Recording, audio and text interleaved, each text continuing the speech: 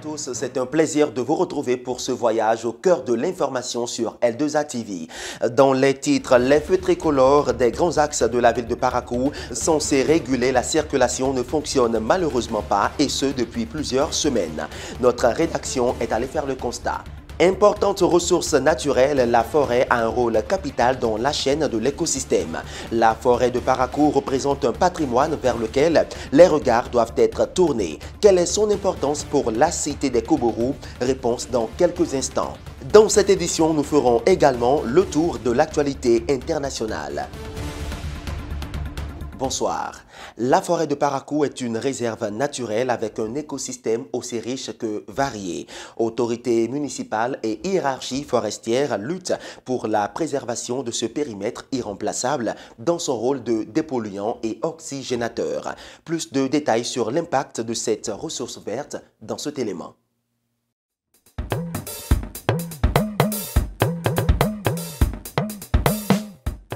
Déclarée réserve naturelle et classée par arrêté numéro 2079 SE du 21 avril 1949, la forêt de Parakou est une richesse que l'on retrouve rarement dans les autres villes du Bénin.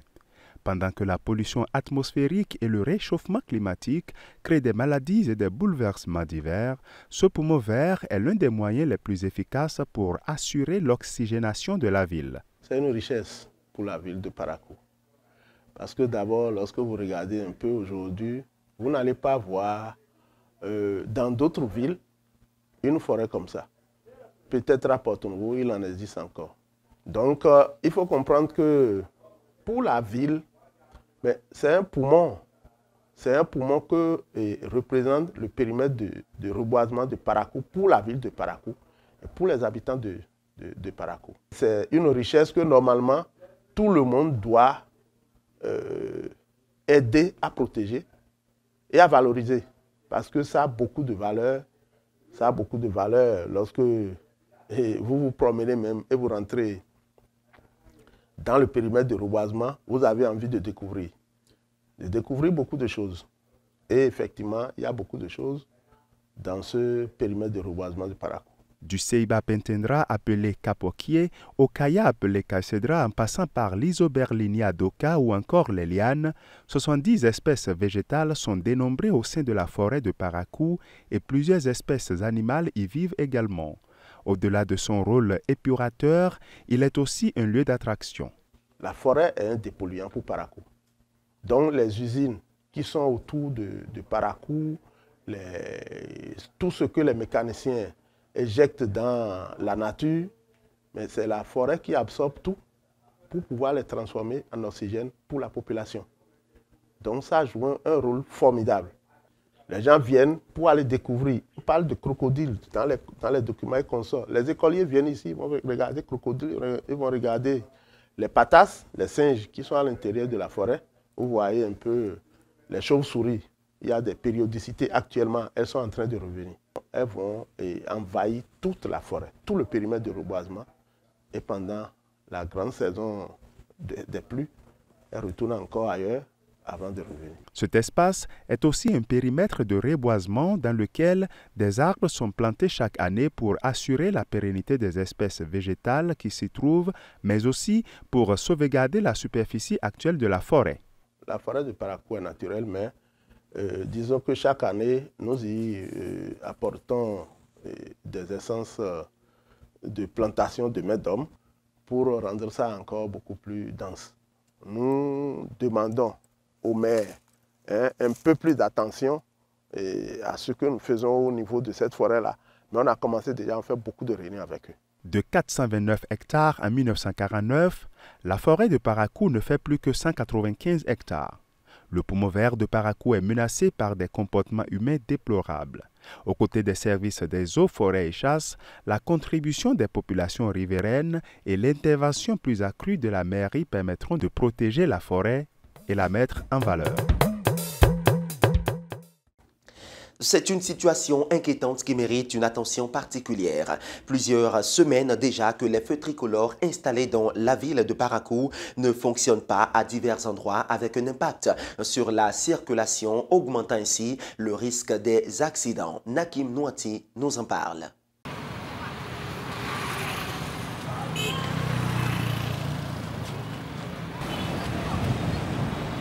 Dispositif érigé dans les grandes intersections des villes pour réguler et faciliter la circulation, les feux tricolores permettent d'éviter les accidents. Installés depuis des années dans la ville de Parakou pour soulager la population, l'on se demande si ces feux tricolores continuent à jouer convenablement leur rôle.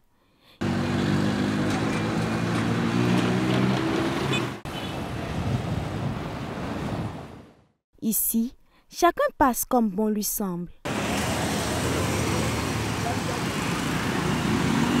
Et voici les feux qu'il devait respecter. Ces feux tricolores dysfonctionnent depuis plusieurs semaines par endroit, plusieurs mois par ailleurs. Les usagers de la route sont en danger.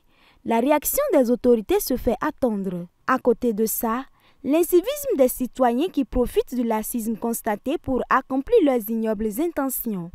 La circulation devient de plus en plus inquiétante et il urge que les autorités de la ville à divers niveaux réagissent. Planter des fleurs dans les maisons pour les embellir est de plus en plus ancré dans les habitudes.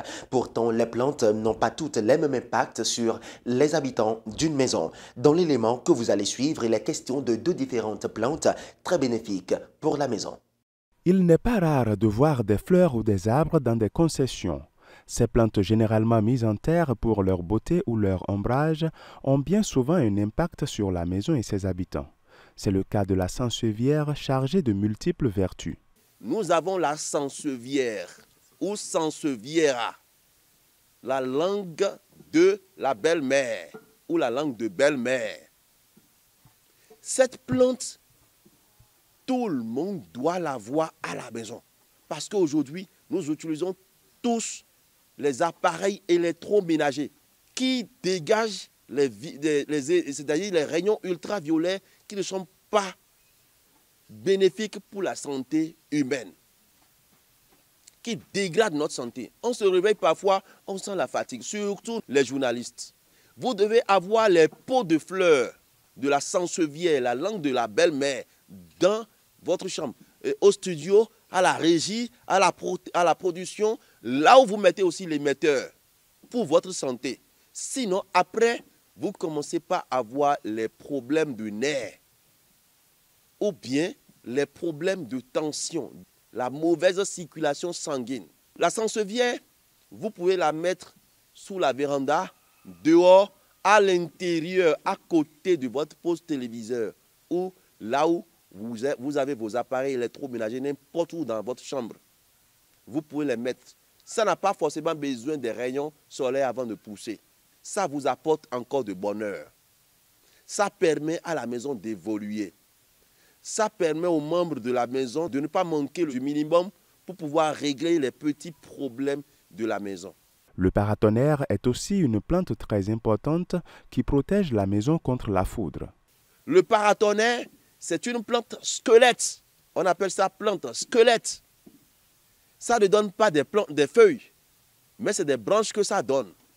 Vous mettez ça à la maison, attention, il va falloir l'éloigner un peu des enfants parce que la sève est toxique. Lorsque c'est dans la maison, ça protège contre les rayons ultraviolets d'abord, les rayons, c'est-à-dire la foudre, le tonnerre. Vous aurez vos appareils qui ne seront pas foudroyés, vos appareils qui seront, c'est-à-dire en bonne forme. La foudre ne pourra pas descendre dans la maison et détruire quelque chose. Quand vous mettez le paratonnerre, la plante squelette à la maison, ça peut protéger jusqu'à 200 mètres de la maison, ou plus même parfois. Mais, lorsque vous mettez cette plante en terre, il va falloir donner des instructions aux femmes qui sont dans la maison. La femme en menstrue ne s'approche pas de cette plante au risque de tuer son énergie. Il est bien d'avoir des fleurs à la maison, mais il est encore mieux d'en connaître les vertus et bien faire ses choix.